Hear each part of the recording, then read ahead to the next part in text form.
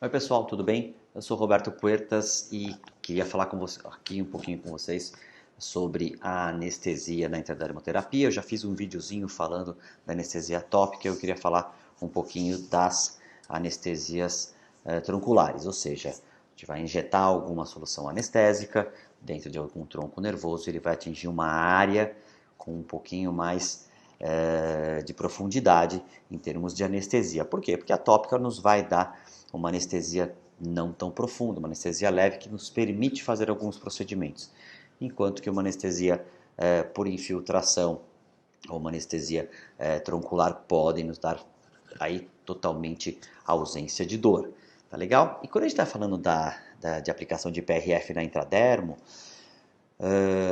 a gente vai ficar em alguns planos, porém, a gente vai atingir algumas áreas de interesse estético muito interessantes. Deixa eu mostrar aqui para vocês. Então, nós já falamos da tópica, ou acesse o videozinho do tópico, tá bom?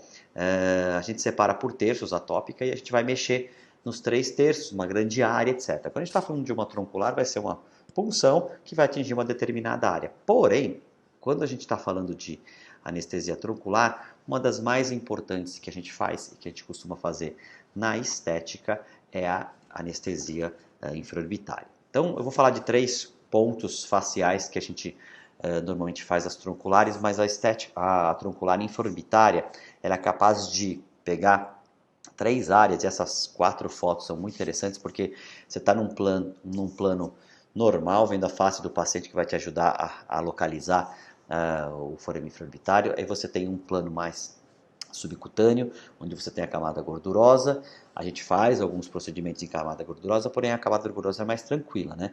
A gente consegue passear com alguns instrumentais sem tanta dor. Aí você tem a camada muscular, essa sim, altamente irrigada, inervada e sensível. E a gente retirando essa camada muscular, a gente está num plano, na estética a gente fala de supraperiosteal, mas em termos de anestesia a gente vai falar no plano ósseo, onde você está vendo aí a saída do infraorbitário. A gente já tem basicamente tronculares para esse tipo de procedimento, para estética, a gente está falando de infraorbitária.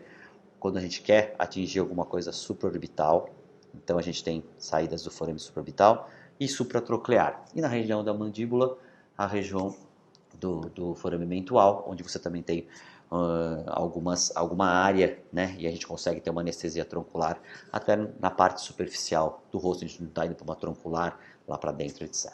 Tá bom? Quando a gente está falando de uma infraorbitária, a gente está falando com uma técnica bem estabelecida, rebordo, 1 centímetro para baixo, linha pupular, você tem uma pequena depressão, e nessa depressão, se você conseguir jogar o teu anestésico aí, vai muito bem. Pode ser em 90 graus ou pode ser inclinado para você até ganhar um pouquinho mais de intimidade do forame. Nessa região, se você colocar de meio tubete a 1 tubete, a gente pede para fazer com articaína, que é para você ter mais difusibilidade do teu anestésico. E com vasoconstrictor, porque ela é uma troncular e você está num plano bem profundo, justaósseo ou supraperiosteal, você pode usar o vasoconstrictor nessa região. Algumas pessoas não gostam do vasoconstrictor em camadas mais superficiais. Concordo, não há problema, a gente pode ter uma MEP ou uma lido sem vaso lá no nosso arsenal para áreas mais superficiais, até por questões de irrigação, se você está fazendo algum preenchedor, já é um material que vai comprimir algumas áreas, então existe uma certa cautela em relação a isso. Essa anestesia é muito importante, por quê? A gente vai poder mexer em pálpebra, da pálpebra inferior sem dor, área nasal, lateral, lábio superior, suco nasolabial. Então a gente pega áreas de interesse muito, e maxila, né? E a parte do corpo da maxila, a gente pega áreas de interesse para estética muito interessantes, tá? Cuidado que para alguns procedimentos, para intradermo com IPRF não, mas para alguns procedimentos elevar essa área, você dá um efeito estético que mascara alguns procedimentos que você pode fazer, principalmente a região do osso maxilar indo para a região malar.